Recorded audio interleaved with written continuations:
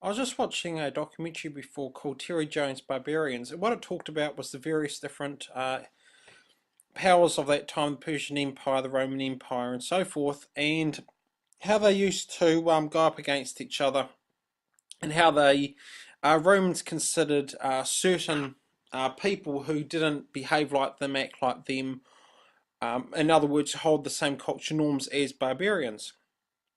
And when I just got thinking about this, it actually reminded me of the issue of colonialism and this double standard that seems to exist. It seems to exist out there, and we see it unfortunately perpetrated, but not perpetrated, but um, how could you say, uh, pushed or elevated as a truism by certain parts of the loony left, the fringe left. This almost belief that somehow all the problems in the world relate back to colonialism, specifically colonialism that comes out of Europe. But there's no attention actually being paid to the kinds of colonialism, the expansionist policies of, for example, the early Muslim empire. And we see this as a hypocrisy. I see this as a hypocrisy not only by the left, but also see it by the Muslims themselves, even the Muslim people who were actually conquered by these Muslim powers and trying to excuse such behaviour as perfectly acceptable. And yet, when, for example, the British Empire did similar activities, such as the colonisation of India and so forth, and the fight over the African wealth, there seems to be a double standard when it comes to it. And I talk about in regards to India, I find it hypocritical when I hear about Muslims who get up who talk about how horrible it was when it was under British rule, and yet you do not see them batter an eyelid when India was invaded by Arab Muslims. There's almost seems to be a double stand that comes out of it.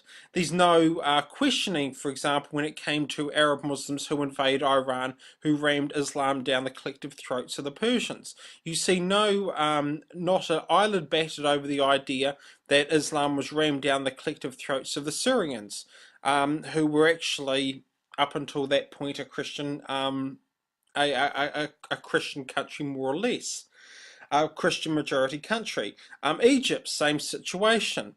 Arabs invaded that part of the country, and I'm confused. What I'm confused about primarily is this idea of this anti-colonialism behaviour towards the West, and yet there almost seems to be a complete ignorance or refusal to actually acknowledge that the current situation that they're actually in is an imposition of a previous colonial empire. You don't see, funny enough, Egyptians clamouring to saying that we should throw off the shackles of Arab imperialism and re-find our historical Coptic Christian roots. There was this double standard exists, which, dare I use this word, I don't like throwing around the word racism because it becomes nothing more than an argument from intimidation, an attempt to shut down a debate by virtually, it's a nice way of going about an ad hominem attack, by questioning a person's moral character. It's a bit like saying, such and such, such and such, and the only way they can reply is, I heard that you kill little puppies. That's the same sort of approach when racism is thrown around, but I can't help but draw the conclusion that there is almost like a spectre of racism that comes across, that if it's anybody else seeming to do this sort of colonial effort, it's almost washed under the radar as something that is just part of the usual course. And yet, for example, if a European power does similar things, in regard to the colonialization of Africa and so forth, it's seen as an absolute horrible thing. Now, don't get me wrong. I'm not trying to,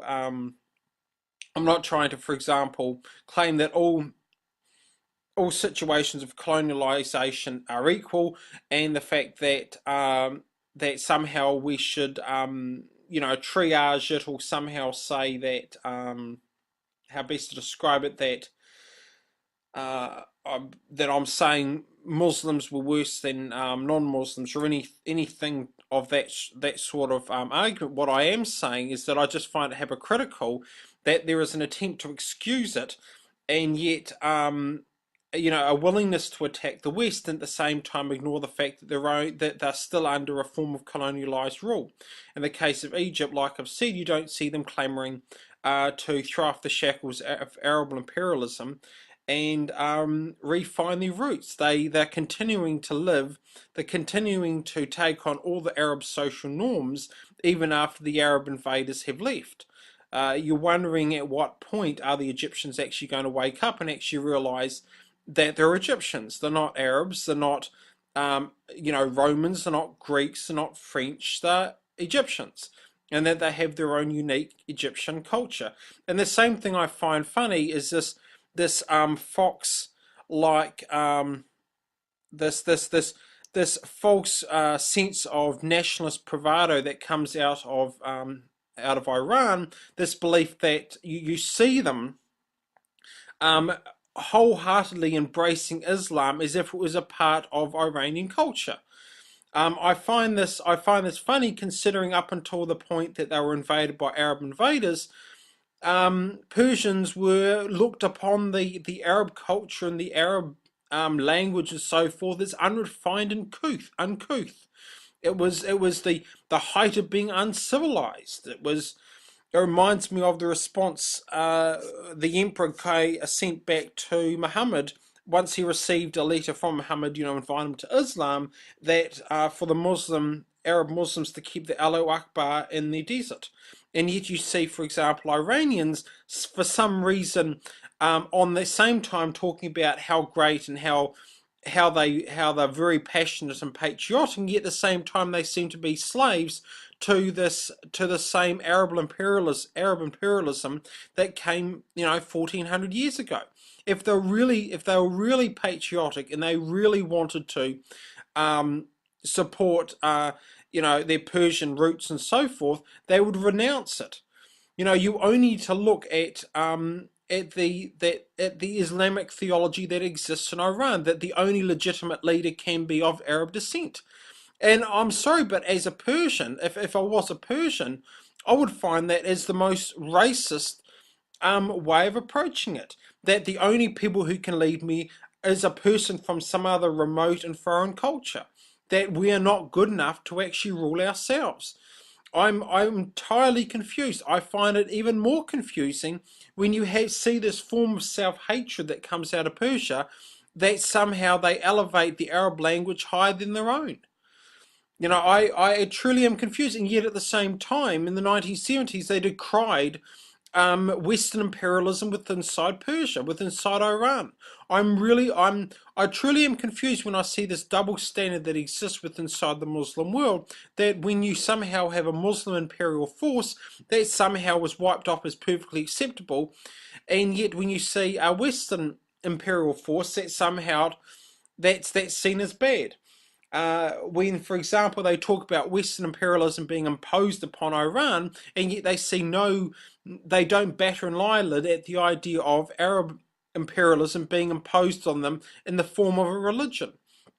So I can't help but find and label this as a double standard. When it's a racist double standard.